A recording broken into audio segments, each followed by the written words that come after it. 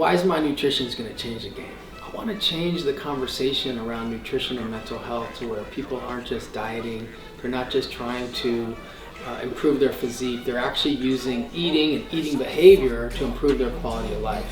Now there's a lot of new data to suggest that the way we eat can affect our gut, and there's a lot of data to show that our gut can affect our brain.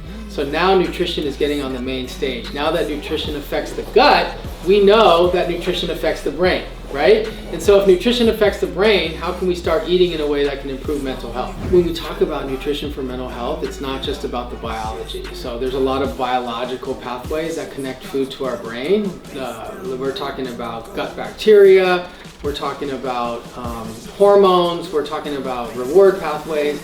The major thing I want to do with Wise Mind Nutrition is to not just think about food for brain health, but also the way people think about food.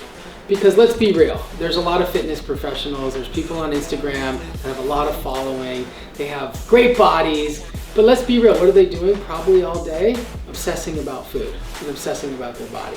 So if food and body takes up 70% of someone's day, that can be considered a mental health issue, right?